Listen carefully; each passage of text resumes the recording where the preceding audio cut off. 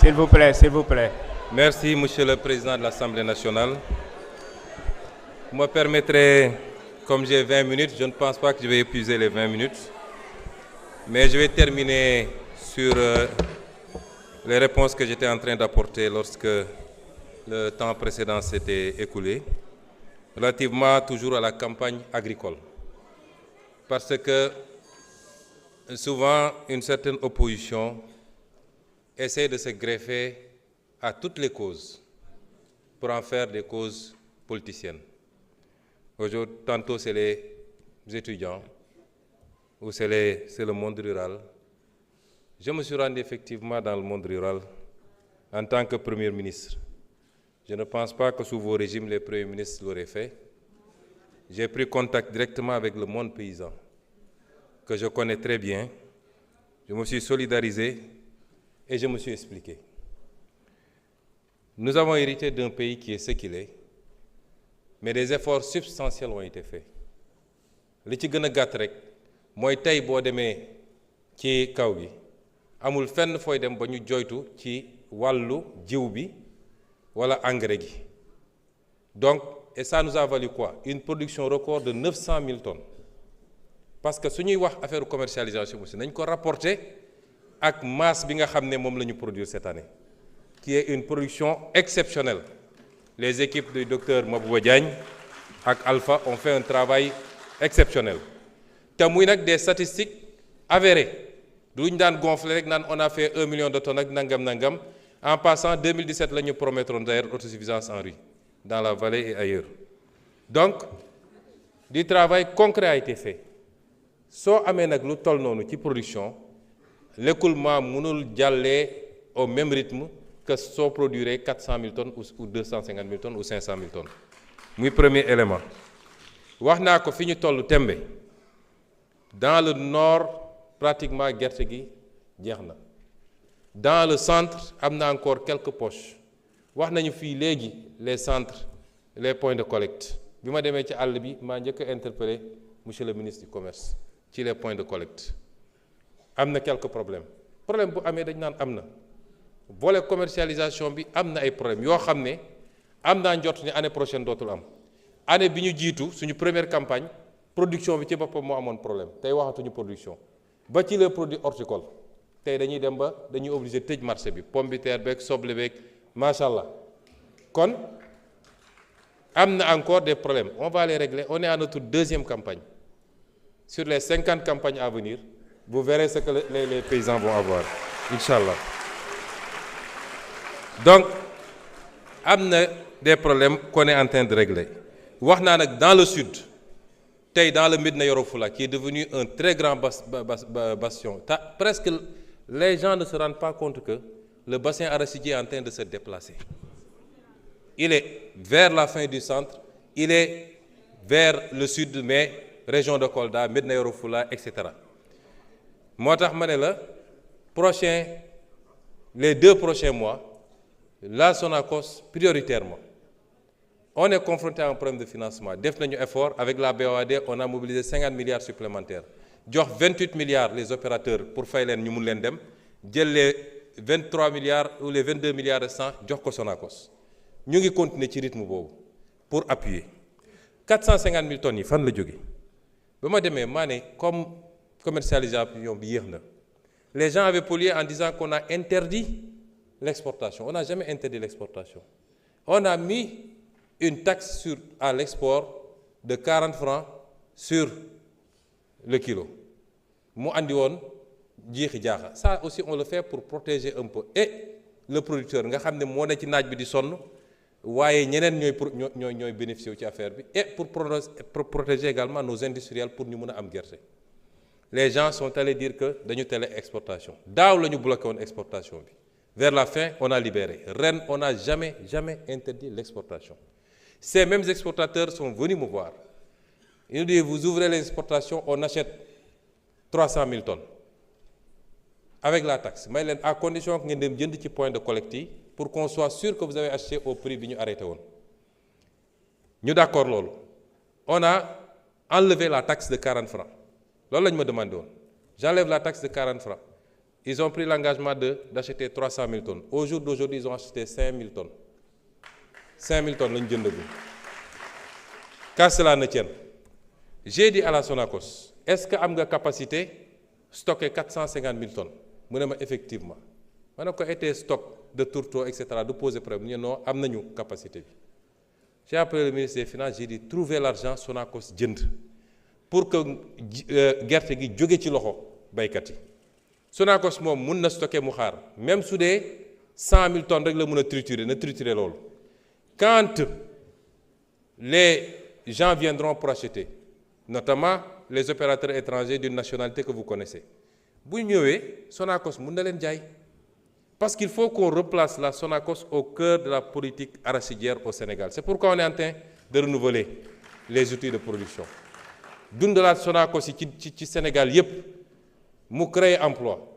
Ñu fexe ba am diwlin bi fii parce que l'une des meilleures huiles de cuisson longue ñëpp xam nañ c'est l'huile d'arachide. Régler les questions de communication et de marketing sur l'international où les gens sont allés dire que l'aflatoxine baaxul alors que ñun suñuy chercheurs neutraliser nañ l'aflatoxine. C'est ça la politique que nous voulons. Nous avons une vision. Xam nañ fi ñu bëgg a jëm. Yàlla xam na ni bu ngeen ñu fi bàyyoon 74% de taux d'endettement heure bi décollé nañ. Bu yàgg vision mooy jiitu action. Ñun xam nañ fi ñu bëgg a jëm. Donc malgré tout, on est en train de renouveler les lignes. Wax naa la ni fii Ziguinchor dinañu renouveler ligne bi. Toutes les machines ont été commandées.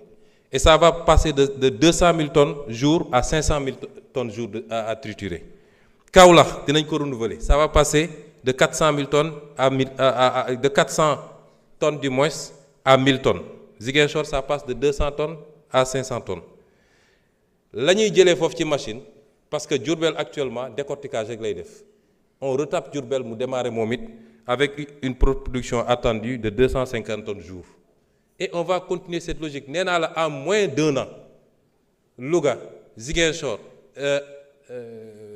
Kaolack yow yëpp arrêté woon na bu yàgg 2 ans ngeen tëj ko en moins d'1 an démarré nañ ko tey mi ngi trituré.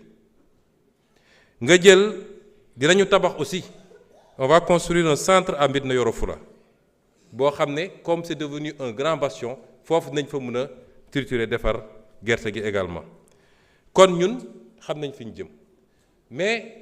Nous avons décidé d'impulser la nouvelle politique agricole. J'ai réuni les équipes, liggéey na ak ñoom, ministre de l'Agriculture, ministre du Commerce, ministre des Finances, ministre de l'Économie, sur les questions de financement, la subvention, les subventions, le foncier. Parce que si on ne fait pas de réforme foncière, ça va être très difficile d'avoir une agriculture qui mënuma ko développer parce que li ma dese bëriwul.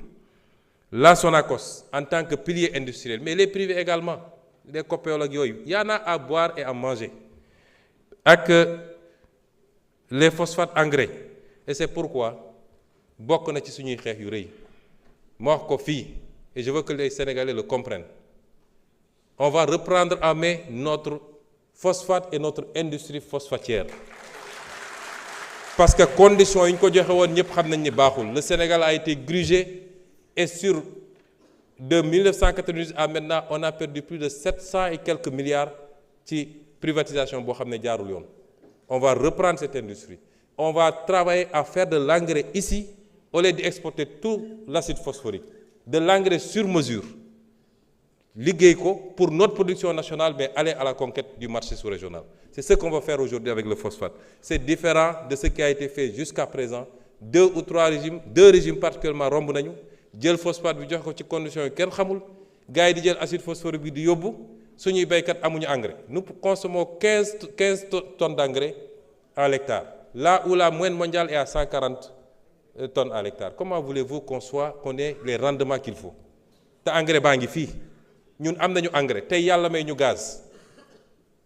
Bi ma demee visiter OCP ils m'ont dit yéen da ngeen am lu ñu amul ñun phosphate rek la ñu am yéen am ngeen phosphate am gaz ba ci. Batterie électrique yi nga xam ne ñetti composantes ñoo koy def yéen am ngeen ñaari am ngeen phosphate am ngeen gaz on a une vision xam nañ fi ñu bëgg a jëm et ça patriotisme souveraineté moo koy lal nee naa la bu ngeen ñu fi bàyyi waloon 80% sax baax na commercialisation marketing bi les infrastructures et le partenariat donc foofu xam nañ fi ñu bëgg a jëm laaj nañu fii léegi Madame Aïssata Tall Sall, honorable député, am na ay laaj yu mu laaj dinaa ci tontu ñaar wala ñett mais madame l'honorable député defe naa fu ngeen musoon jaar ba ci parlement européen ne ay terroristes lañu ñun war ngeen fa jaaraat ne ah terroristes yi de ñoom laa jàkkaarlool Sénégal assemblée dóoruñu ma taaluñu ma tëjuñu ma kaso ndax bi ngeen koy wax yéen yow xam nga ni man duma terroriste te xam naa ko yéen a defoon une politique de répression que vous-même vous aviez exécutée sans état d'âme qui a valu énormément de dégâts à des jeunes citoyens sénégalais dont certains sont sortis avec des traumas. Aujourd'hui, si vous vous érigez en chantre de défense de je ne sais quelle cause, je crois que démb soriwul monde rural bi ngay défendre wax naa la une déclinaison, une vision am na lu ñu ciy liggéey. Nous sommes très proches de ce monde rural.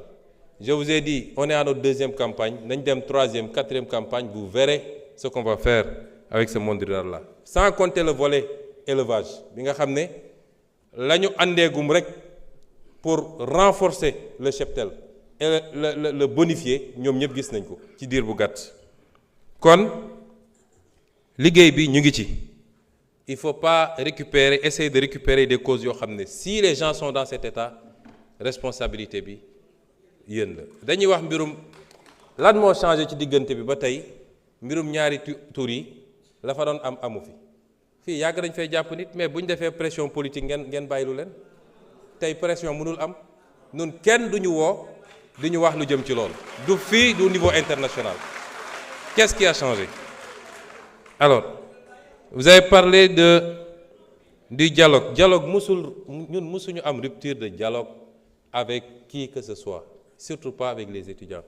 Dialogue yaa ngi am ministre baa ngi convoqué mi ngi recevoir mi ngi wax nee nga dañu ubbiwaat université bi mais xanaa da nga lire communiqué bi université bi ubbi nañ ko ba je comprends pas.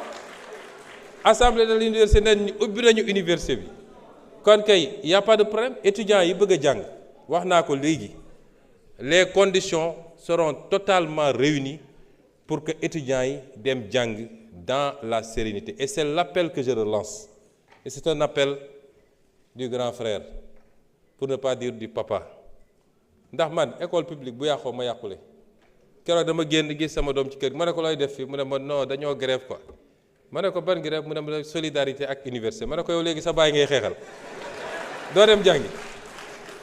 kon ñun amuñu benn intérêt école bi yàqu benn intérêt. Le débat sur les rappels ou pas, le problème de l'université est un problème structurel. Il faut ñu d'accord ni université il faut ñu réformer ko il faut ñu stabiliser ko yàgg naa am 94 vous étiez avec le régime socialiste xam nga fi mbir ni jaar ba ñu stabiliser cursus bi.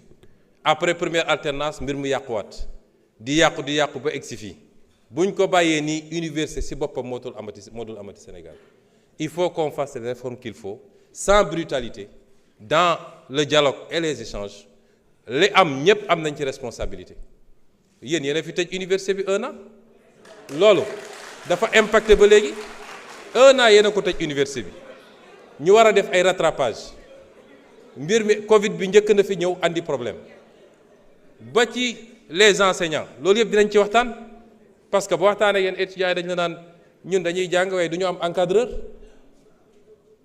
dañuy daw ci gannaaw pour am un encadreur suñu bëggee terminer suñu master bi et pourtant il y a des étudiants qui trouvent le temps d'aller encadrer ailleurs ñëpp dañuy toog ñu waxtaan ñu teg réew mi ci yoon réew dañ koy teg ci yoon ñu xam ni nii lay doxee te nguur goo xam ne lu yëngatu nga daw doo mës a defar réew doo teg réew mi ci yoon bi waaye nguur googu il faut moom ci boppam mu njëkk a góorgóorlu. Pour les bourses de sécurité familiale je crois que sur le budget 2026 35 milliards ont été inscrits.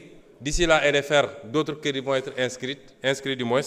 Nous sommes sur la route de ramener la bourse. L'audit dira ce que vous aviez fait de la bourse, en tout cas le régime passé, c'était devenu une succursale politique pour caser des trucs. Pour conclure, Monsieur le Président, Je voudrais lancer un appel au peuple sénégalais.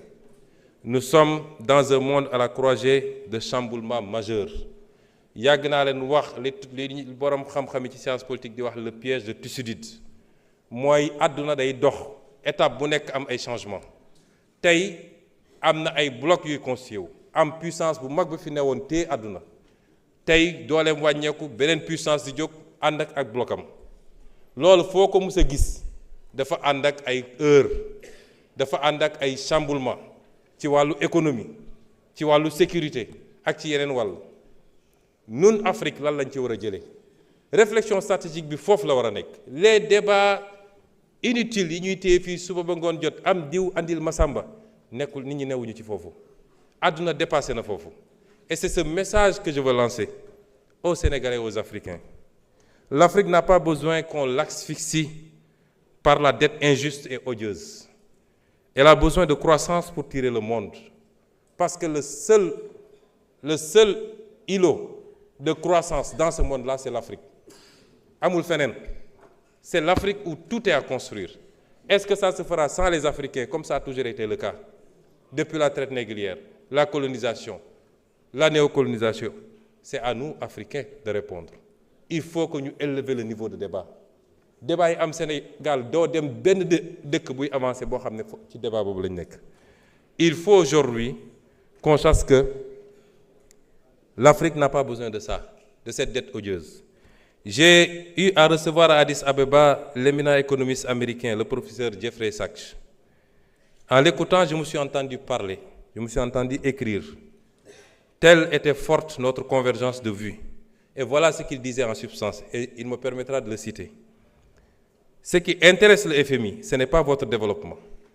Ce qui intéresse le FMI, c'est que vous restiez pauvres et sages.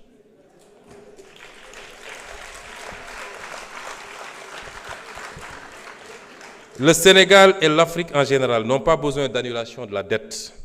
Ils n'ont pas besoin de restructuration. Ils ont besoin de marge de manœuvre.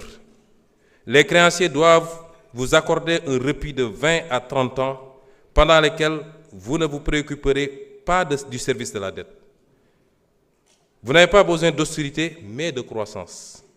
Je crois que les 30 prochaines années seront pour l'Afrique une période de croissance économique extrêmement dynamique. La Chine a décollé en 1980, l'Inde en 2000, et c'est au tour de l'Afrique de prendre son envol. Il vous faut viser une croissance annuelle endogène d'au moins 10%, avec un effort particulier dans les domaines de l'infrastructure et de l'éducation. Un groupe de leaders africains partageant la même volonté politique peuvent lancer le mouvement vers la croissance, et les autres suivront. Vous ne pouvez pas attendre que 55 pays soient alignés pour enclencher le processus. Et je suis parfaitement d'accord avec lui. Et je pense que mon pays, le Sénégal, a aujourd'hui le leadership qu'il faut pour faire partie de ce groupe de pays africains. Je voudrais dire aux Sénégalais que notre bataille a été d'abord une bataille pour la bonne gouvernance. Elle reste une bataille pour la bonne gouvernance. Mbuxum ak randal ak jël alalu réew mi jeex na ci réew mi su ma ko waxee nag tekkiwul ni amul man fa ma toog sa building administratif mënuma xam kenn ku ne li muy def ci bureau waaye buñ ci yéeg ñun kooku am na problème loolu jeex na ci réew mi.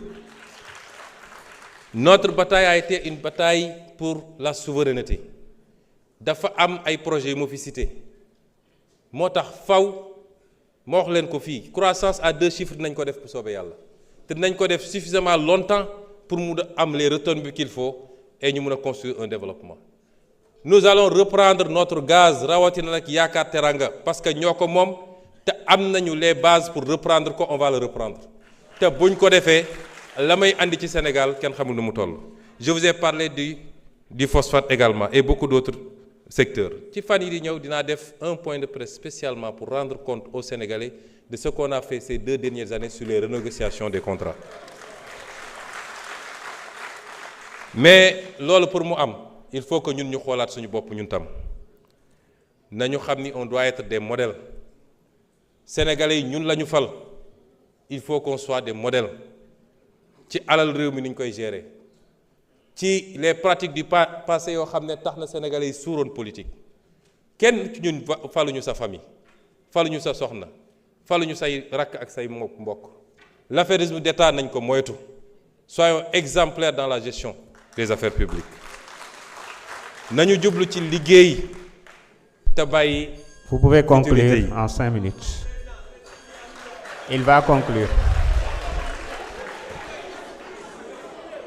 Vous pouvez conclure. nañu jublu ci liggéey te bàyyi futilité yi parce que liggéey mooy permettre ñu éviter yenn yi nañu waxante dëgg yu bëri ñuy wax fii ñi ngi wax ci affaire ñaari tur yi ñi ngi wax ci xawma simol lañ ko tuddee maître Bamba Cissé xam na ci dara wax nañu ci yu bëri yu am sax ci comportement ci réseaux sociaux ak feneen li ko andi mooy bëgg facilité nañu dellu ci cette valeur fondamentale qu'est le travail parce que moo lay permettre nga dund gu nooy waaye jaamu yàlla la ci boppam nañu cultiver cette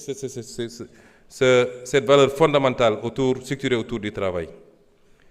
Les résistances mënul ñàkk nous faisons face à cette hydre à multiples têtes je parle toujours du système mi ngi fii foo làmb ci administration foo làmb ci magistrature foo làmb feneen ak feneen di nga fa fekk lenn ci ñooñu waxuma ñëpp nag yoo xam ne tey ñi ngi galgal ñi ngi résister. Je rends hommage ici à madame Yacine Fall ci lii nga xam ne mu ngi koy def ci xeex chaque jour pour changer qualitativement la justice de ce pays malgré les résistances yi nga xam ne mu ngi koy jànkoontool. Ces résistances ne nous posent pas problème et je voudrais dire que nous ne démissionnerons jamais de ce travail. Je ne parle pas de démission du poste de Premier ministre. Ça n'est pas d'importance. Je veux dire qu'on ne démissionnera jamais de ce combat pour le changement structurel dans ce pays. ak fu ñu mun ci nekk nag. Les résistances au sabotage, nous allons continuer à nous battre. li fi xew yépp man bettuma ndax wax naa ko fii Assemblée nationale juróomi at ci gannaaw.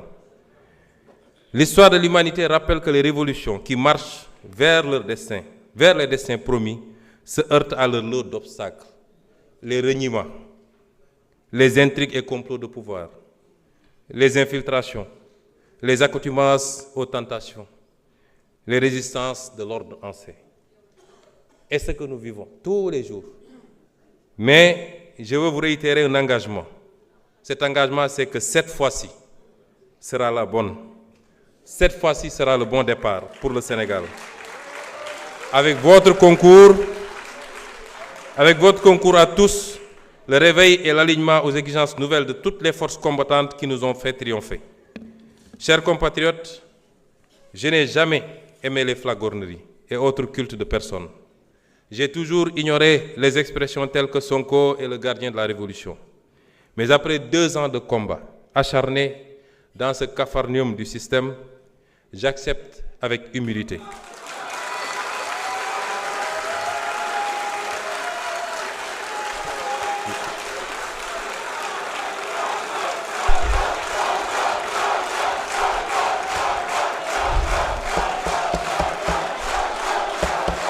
Regardez le temps. Vous êtes en train de lui grignoter des minutes, hein?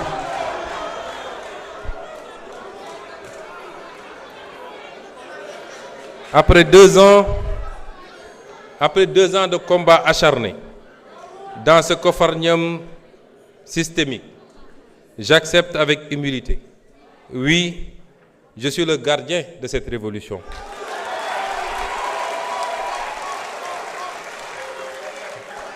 Je le suis dans la limite des moyens et pouvoirs qui sont les miens. Mais je le suis avec vous, des millions de Sénégalais d'ici et de la diaspora, qui n'ont pas oublié pourquoi tant de sacrifices, qui n'attendent de nous rien que la vérité, la droiture, l'éradication des tares d'un système honni et le don de soi pour la patrie. Je vous remercie.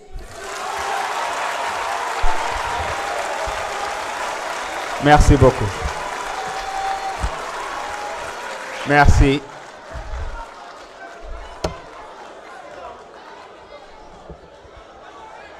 Jërëjëf.